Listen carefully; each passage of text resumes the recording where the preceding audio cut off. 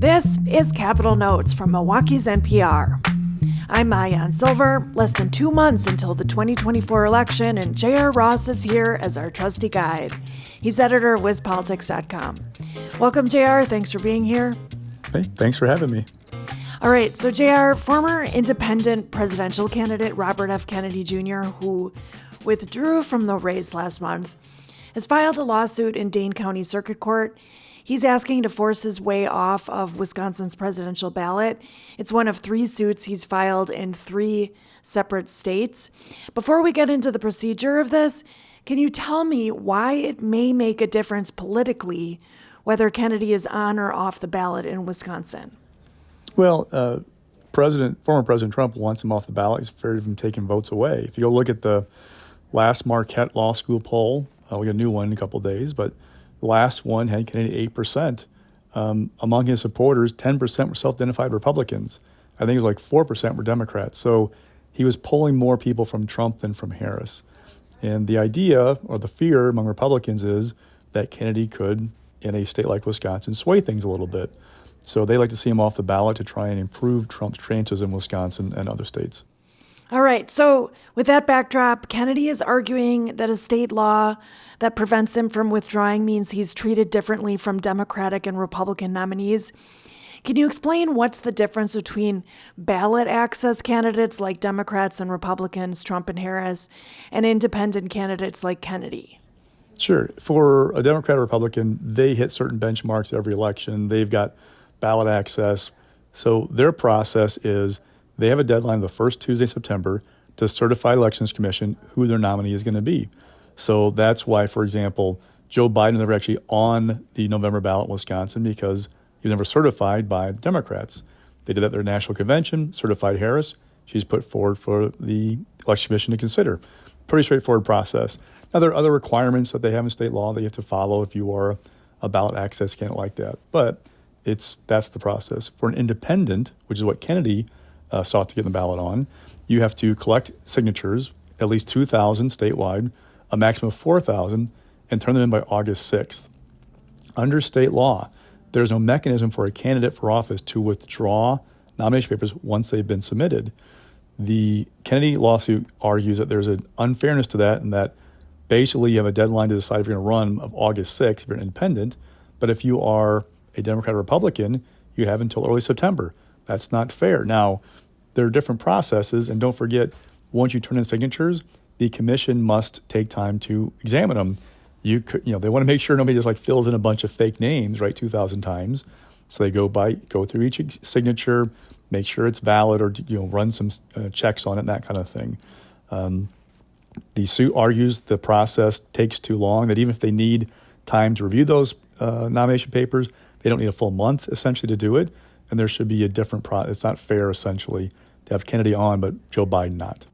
All right, and this suit comes as county clerks have already begun sending ballots to their printers ahead of a deadline in 2 weeks to deliver them to local election officials. What do you see as the end game in this lawsuit? The Wisconsin Supreme Court? Is that where it's going to head? And is there a practical possibility that he could get off the ballot? Well, in talking to lawyers this past week, Kennedy might have a point, but he's got a timing issue.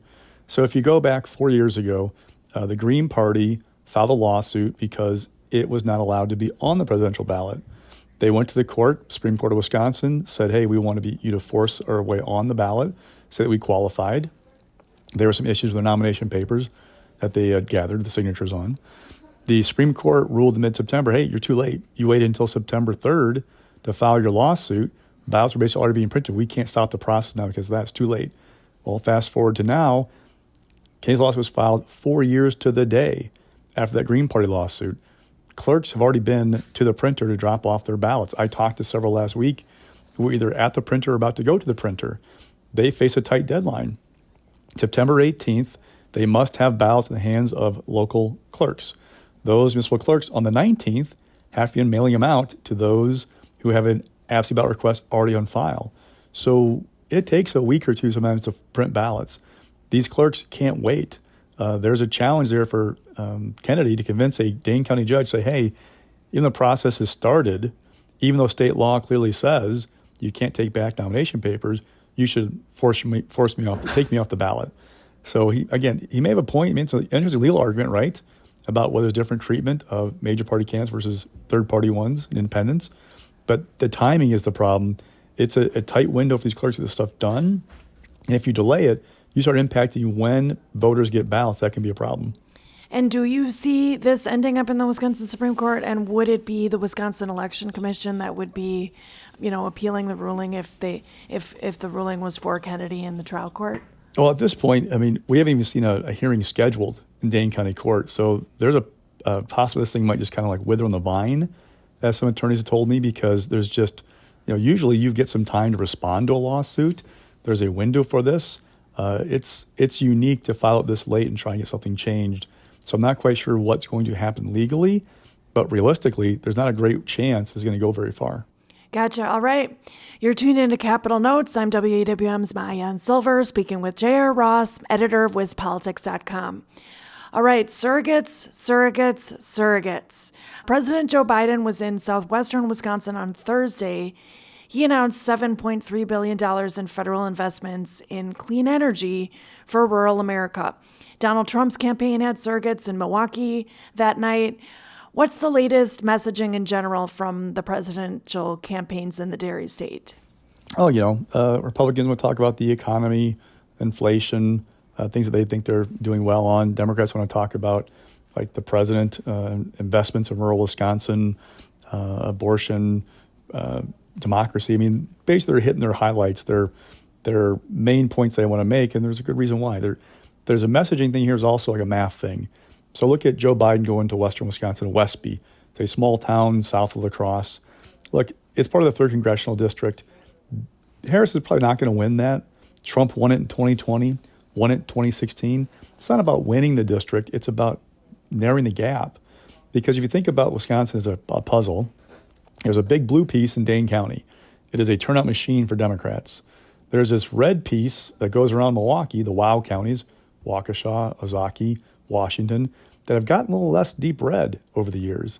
Go up to Wausau, where Trump was at Saturday, the Mosinee area for his rally.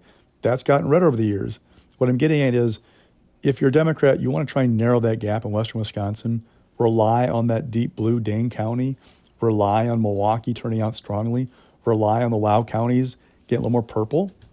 That's your path to success to win statewide. If you're Trump, you want to run up the score in the 3rd Congressional District. You want to run up the score in the 7th CD, which is where he was at with the Mosinee visit. Then you want to reverse that trend in Waukesha and try and get back into the mid 60s, the low 60s. That's your path to success. And also, if you're Trump, you want to minimize your loss in Dane County. Trump's not going to win Dane County, but he's got to get 20, 21, 22% at least, give himself a shot. If he's at 18% in Dane County, he's in real trouble. And one of the challenges for Trump is a place like Mosinee, there's only so many voters, and only so many you can turn out more than you had 4 years ago. So how do you get enough people in these rural areas to offset the problems in the more popular areas like those WOW counties? You've got to stem the tide in the WOW counties and reverse that trend a bit to improve your chances of winning Wisconsin. And of course, Republicans are trying to do the same thing in the deep blue areas like Milwaukee and Madison. They're trying to narrow the gap as much as they can. But speaking of Biden, it was his 6th trip to Wisconsin in 2024, but his first since he announced on July 21st that he was dropping his reelection bid. We've been talking a lot about the enthusiasm jump that Democrats experienced ever since Harris jumped to the top of the ticket. Is that holding steady, are you seeing, JR? And is there any trend of voters who were on board with Biden but not Harris? Or does all look like it's in the clear in that front for Democrats? Well, we'll see a new Marquette poll in the coming days. It may be another look at enthusiasm, but the gap definitely closed with the base at least. Now, there are probably some Biden supporters who aren't big Harris fans, we'll see. But the reality is that Joe Biden had really kind of fallen off quite a bit in terms of exciting people. I mean, no offense to the president, the crowd he had at Westby, it was an invite-only kind of event, but he didn't turn out people like Kamala Harris did in Eau Claire a few weeks back, or in Milwaukee during the national convention. She filled an arena in Milwaukee on the same night that she had a national convention going on 90 miles south. Like, Biden wasn't drawing those kind of crowds. At the same time, Biden's an effective messenger with certain people. He's also being effectively deployed, going to Westby, trying to drive a message to rural Wisconsin of, hey, you're not forgotten. Republicans have been really pounding on that with the last few years that Democrats have abandoned rural Wisconsin, rural parts of the country, in their words. And we have seen the Democratic brand collapse in rural Wisconsin. I've been covering politics here for almost 25 years. I remember Democrats representing rural Wisconsin, and not just a few of them. They're a good, decent number. There aren't that many anymore. They're more concentrated in urban areas and suburban areas. That's changed. They need to bring the brand back to improve their chances of winning Wisconsin. I mean, we are such a razor's edge. Remember, the last 6 elections for president in Wisconsin, 4 of them decided by 23,000 votes or less. That is always on the razor's edge. Every vote you can find in any county is going to help you trying to, stem the tide or get things going your direction in a state like Wisconsin. Remember in 2016 when Hillary Clinton lost the state and people were kind of blaming her for not showing up and not doing what she needed to do, and there was no pandemic or anything like that happening at the time. Do you see any of those same notes in Wisconsin now for Democrats, or is it completely a totally different picture with all these visits? Night and day. There are visits here, there are ads here. I mean, Clinton wasn't really running ads in Wisconsin. It was really not a strongly run campaign, and she was trying to expand the map. The polling was bad in 2016. Democrats always believed that the map had expanded, that Clinton had a path to run up a huge score on Trump because he looked very unpopular, and it didn't turn out that way. It turned out a lot of quiet Trump supporters who weren't answering calls for pollsters, and they turned election day and won. And Democrats weren't very enthusiastic about Hillary Clinton. Well, neither were independents. She didn't get that enthusiasm. It's not the same with Harris. Now, that might not be enough. There's a lot of enthusiasm for Democrats in 2020 because they were, 1, liked Biden, but 2, didn't care for Trump. It still was a 21,000 vote race plus change. So we are going to be close, more likely in Wisconsin, barring something crazy happening in the next 2 months. So again, every vote matters, every precinct matters, every county matters to try and get people to kind of excited and turn out in November. And State GOP Chair Brian Schimming knocked the president's return to Wisconsin. He called it the comeback tour that no one wanted. He complained about runaway inflation and mayhem at the southern border was his message. Are you seeing Wisconsin Republicans and the Trump campaign sort of regain their footing and find ways to attack Harris instead of Biden now? Oh, they want to tie Harris to Biden. She was part of the administration. They want to make the point over and over again that all the decisions that were made by Biden, she was part of. They've talked about the withdrawal from Afghanistan, which obviously did not go very well at all, that she was the last person in the room, quote unquote, for that decision was made, how the pullout was handled. They want people to remember that she is part of the Biden administration. Harris, meanwhile, wants to talk about change, that she's a new candidate trying to separate herself somewhat from Biden. She doesn't want to necessarily abandon him or whatnot, but she wants to make it seem like she is this new candidate who is a fresh face, somebody who's new and different, not Biden. It's a tightrope for her to walk, but that's definitely something she's trying to do in this election. All right, thanks for the insights, JR, and thanks for joining me on Capital Notes. Anytime. That was J.R. Ross, editor of WisPolitics.com, speaking with me, WUWM's Maayan Silver. Listen for our segments every other Monday with an extended segment on Lake Effect, and check out the Capital Notes podcast wherever you get your podcasts.